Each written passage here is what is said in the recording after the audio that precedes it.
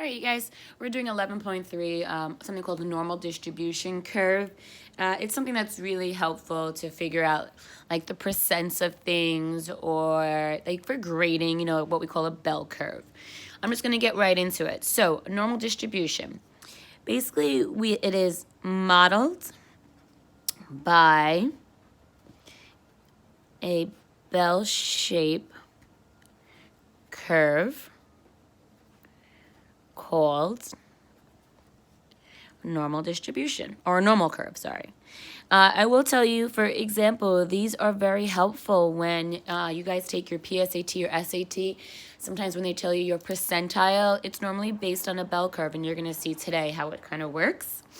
So it's called, okay, it is described by, so here are the most important things we need. It's mean. We all know the mean, which is our average, so that is one of the values that we need. Very important. So there's two things we're going to be working with for a normal distribution curve. So we need the mean, and we need to have the standard deviation. The nice thing about this is I'm going to be giving you guys these numbers, but you're going to have to fill in the curve. And the curve is really important, and it has a certain percentile.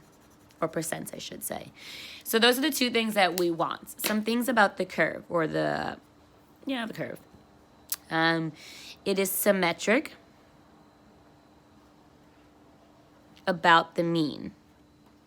So the mean is obviously the best, the 1 point, and then it's just symmetric going in all other directions.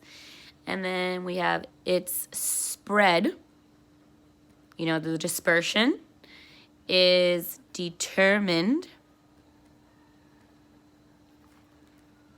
by the standard deviation. And as long as you have these numbers, which we're going to do kind of memorized, and again, you guys can use the sheet for now, it's not terribly hard at all. Okay, so let's see what it looks like. And if you Google online, you'll find a bunch of different sites, and their approximation, like some sites might give you a different percent. We're just going to stick with using these. Okay, so you all know that means your mean. Let's just go like this. Okay, and we all know that this signifies my standard deviation. And this marker, I must have left it open. It's not working. Okay, so let's get this all on our paper. This is really important, and you can't do these without it. So we're going to put a line down here. Oh my God, that was not a straight line. I should not look up. And then I want you guys to draw like this curve. You're going to draw this curve every single time you're doing your problems. It's not the best curve, but it works. Okay, right in the middle, the highest point, right in the middle, is our mean. Okay, so the mean is at that point. We all know that's our mean. Now, I'm going to go like this. So we're going to go one standard deviation to the left, and one to the right, one to the left. So, and you'll see how the problems develop like this, but you're going to take your mean and add one standard deviation, and then you're going to take your mean and subtract one standard deviation. Now, very important, within this interval, so within the interval of one standard deviation, the percent of all of your data values is 68%. That is the percent of all of your values. Now, if you think about this, it's symmetric on both sides. So there's 34% of your values here, and there's 34% of the data values there. So again, these numbers are very, very important. I would say you should probably want to do the green ones. The reds are definitely important, and you'll see how it works. But the green are also really helpful. But it makes sense. If you have the red, just divide it by 2. After a while, you will start to memorize it. All right, now I'm going to go out another standard deviation and another standard deviation. Okay, so let me just go like this. This is my middle. So this is you taking the mean, and now you're going to add 2 standard deviations. And this is your mean, and now we're going to minus 2 standard deviations. Okay, yeah. So let's see what that one is. So the percent of values within 2 standard deviations, you're going to memorize this number for me, is 95%. And if you can memorize, again, that number, so you have the 68 divided by 2, great. You have the 95. So if you want to figure out these two, we're going to do 95 minus 68. Okay, that's 27. And if it's 27 and these both are equal, take 27 and divide it by 2, and we get 13.5. Oops, percent goes here, and 13.5% goes there. Okay? Again, these are the numbers you're going to have to memorize to me. It's helpful, I guess you could say, know the blue, and then you can figure out the green by obviously doing your subtraction. All right, next one. So this is the last standard deviation, sorry, the mean plus 3 standards. This is your mean minus 3 standard deviations. And then the percent that lies there for 3 standard deviations is going to be 99.7%. Okay, so 99.7%. And again, if you wanted to figure out what goes here, well, obviously you can do, whatever you want to do. If you want to do this, 95 minus 99.7, get that value and then divide it by 2. You would get 2.35% here, 2.35% there, okay? And then, if that's the case, then what remains, which is obviously 100%, 100% is for the whole thing, so 99.7 minus from 100, you get 0.3, and 0.3 divided by 2 is 0.15% on the outsides. 0.15% on the outsides. Okay, so you need to know these values. The red ones, the green ones, extremely important when you're doing it. Obviously, use the paper for now to help you guys out. So some things to note. Obviously, this percent is so tiny, so what that means is very few values will lie here. Very few values. Like just not many of them. Where are the most values? The most values are here. So the mean has the most values. So some things to still note before we do some questions. So if I ask you, what percent is 1 standard deviation, you would say approximately 60% of the values are 1 standard deviation. If I said what's the percent for 2 standard deviations, you would say about 95% of your values. And 3 standard deviations, you would tell me about 99.7%. So you have to make sure you understand that. I think it's pretty easy. That curve is going to help us every single time. And you're going to see me use that curve every single time we do a problem. Now, one other thing I want to talk about before we do some examples is what we call a percentile rank. And you're going to see this question being used. You can think this question or this concept is used for a lot of you guys when you're taking your SAT or your PSAT and you get back the report and it says your percentile rank is so forth. The percentile rank refers to the entire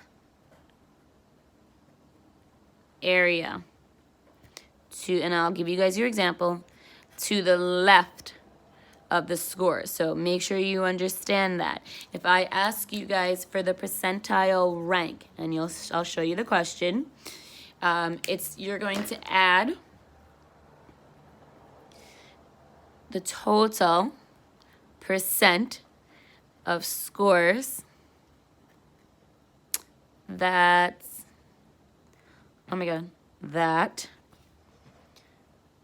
fall below what we'll say is to the left of the given score.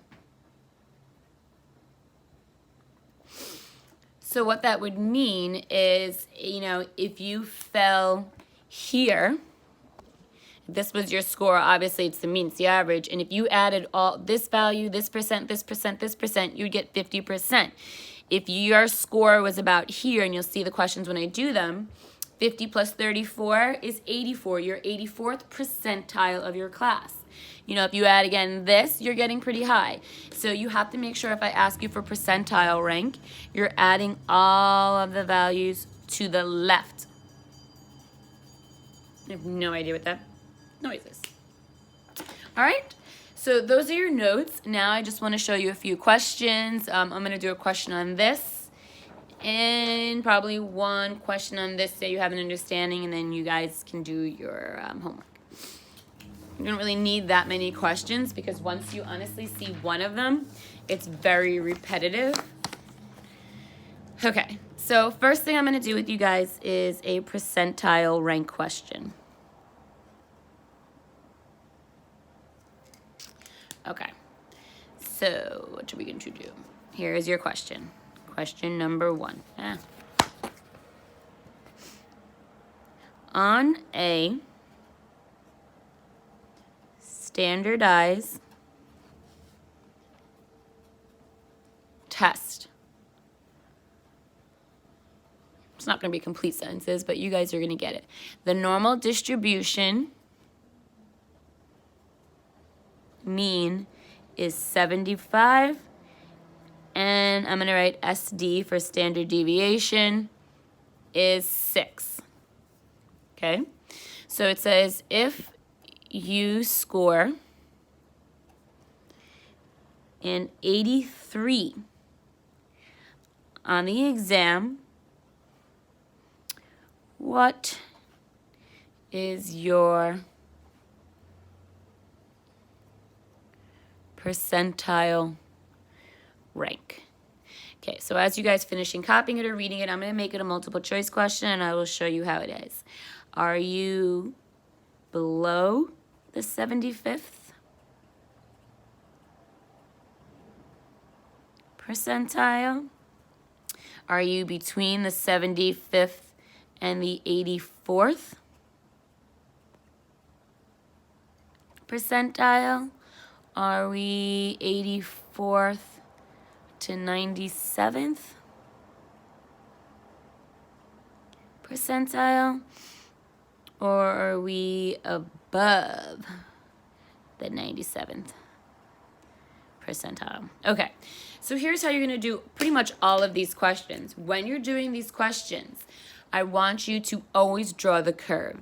So you're going to go like this, and we're going to draw the curve, and maybe we're going to grab a pen that actually works. Okay, so every single time you do that. Then you're going to put the mean in the middle. The mean in this case, okay, so our 83 and 75 are most important, and the 6. 83 is what you scored. You're trying to find out where that is. Okay, so this is always going to go the mean.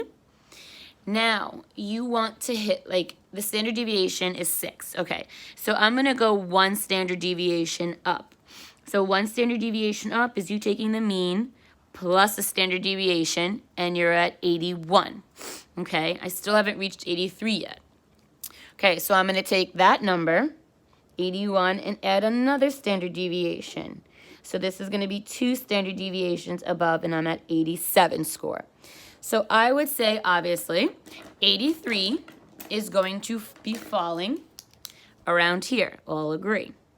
Okay, so to find out what percentile that is, well, if you think back to what we just did, if this is the mean, this mean is at the 50th, right? If you added, so again, let's talk about that. If I added the 0.15%, if I add, and then you guys had just so you understand, 35%, and then we had, I'm running out of room, 13.5, crap. And then within here, you guys had your 34%. If you added all 1, 2, 3, 4 of those percents, you would be 50. Okay, and then what do we have here? Another 34. So if I take 50 plus 34, Right here is 84th percentile. Okay, now this was 13.5, so 84 plus 13.5, you're at 97, God, I can't write, 0.5. So where is 83? 83 happens to fall between the 84th and 97th percentile. Percentile, please make note of that. Adding all values, again, to the left. Adding all values, I should say percents to the left. Okay, so that's very different than what we're gonna do. So all I did was add. If 83 lies here, add, and then add this, and I fell between those. You should see how important those numbers are. Okay, now let's do an actual normal distribution curve, which is the questions you're gonna see on your homework, as well as the percentile. I only have one percentile question. Okay, so let's just say the shelf life, okay, of 600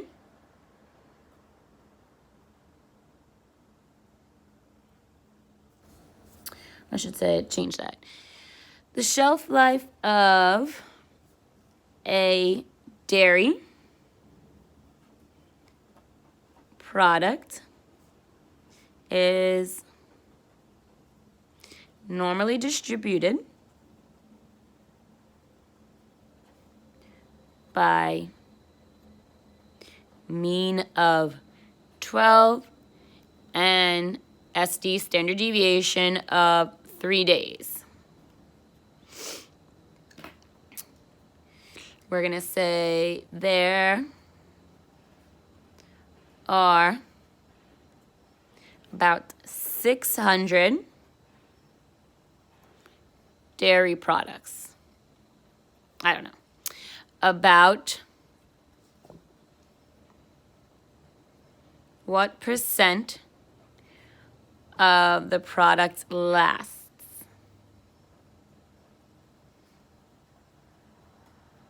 Dot, dot, dot. Okay, and the first question is going to say, I'm going to say between 9 and 15 days. Okay, so just watch. And then I'm going to ask you, we're going to say between 12 and 15 days. And then I'm going to ask you between 6 and 12 days. It's really simple. And then let's do lasts 6 days or less. Lasts more than 15 days. Then I'm going to throw another question in, but let's just do these questions first. Okay, so I told you for every single one of these questions, you are going to be drawing that bell curve. All right, so here we go. Hopefully I have enough room. So we know this right here, so the most important numbers I really want right now, we have a mean of 12 and a standard deviation of 3. I'll worry about this number in a moment. All right, so this is my mean, and my mean is 12. And then you can do 3 standard deviations to the left and to the right. So let's go to the right. So my standard deviation is 3. So I'm going to add 3, and I'm going to get 15. Told you 1 to 3 times. I'm going to add 3 to the 15, and I'm at 18. And I'm going to add 3 again, and I'm at 21. All right, let's go the other direction. I'm going to take the 12 minus 3. Oops, whatever. Take the 9 minus 3. And take the 6 and minus 3. So those are your values. Your mean, 1 standard deviation, 2, so forth. The next thing I want you to do is put in those percents. What was the percent of going to the right? 34%. And the left was also 34%. And then hopefully, do you guys remember what comes after it? It was 13.5. and then obviously 13.5. Again, how am I getting it? You're remembering that 68 is 1, and then you're telling me that 5 is the other. And then again, you guys can subtract the number if you don't remember. And then this one was our 99.7.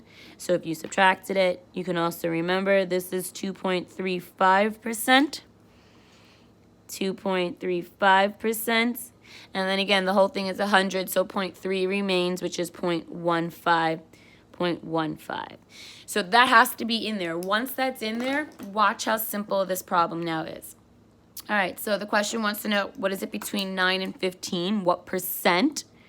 So between 9 and 15, 34 and 34, which is 68%. That's all you're writing, but you have to show me this curve to get your answer. Between 12 and 15, well, 12 and 15 is right here. We have 34%. Between 6 and 12, so you're going to take 13.5, and you're going to take 34, and you get 47.5%. Again, that was 13.5 and 34. Last 6 days or less. Okay, so 6 days or less is everything here. So 2.35 plus 0.15 is 2.5%. Great. More than 15. So more than 15 is if you cover this and you take 13.5, 2.35, plus 0.15%, you're going to get 16%. So do you see, oops, I have another question I'm going to ask you, but it's so easy once you put this down. Put your mean, add the standard deviations, 3 left, 3 right, and put the percents in. You do it enough times, those percents will be memorized, and then you just ask it based off of the curve that you drew. Okay. So with that, I'm going to ask you guys these questions. These questions are going to be based off of using that 600. So make sure you understand this. I'm going to do 2 of them. So I'm going to say approximately how many. So this is very different from the problems up here when I asked you for the percent. Now I actually want to know how many. So I'm asking you for a number. Oops. Dairy products basically are going to last, I should say, between 9 and 15 days. So just so you guys understand, what I'm asking for in this problem, when I ask you for how many, is an actual number. Well, that should hopefully make sense. You have 600 total. So I'm going to take 600 of my total dairy products times. What percent was between 9 and 15? 68%. I need you to change that percent into a decimal or times it by 68%. But if I put in my calculator, I'm going to say times it by 6.68. Again, if you guys have your calculator and you can type in a percent, fine, but you got to change it to that. And then you put that in and you're going to get approximately 408, and that would be the answer for that question. I'm giving you an actual number. Let me show you one more. So again, if I said how many products, we'll say less than, or should say how many products last less than 6 days. Okay, so how many products last less than 6 days? So again, I'm taking the total number of products and I'm going to times it by. Well, less than 6. Did I do it up here? Yes, we did it up here. Less than 6 was 2.5%. So move the decimal 2 to the left. So it's going to be 0.025. Put that in your calculator and you get about 15 products. Okay, I'm going to do one more example in a moment for you guys, but it's the same thing. Drawing the curve, you got your mean, you got your standard deviations, put these percents in, and then you should be able to answer any question I give you. Just be on the lookout. If I ask you for how many, you want to take the total products that I'm going to have to tell you and multiply it by the percent as a decimal. And there you go. All right, I'm going to give you guys one more question, hopefully.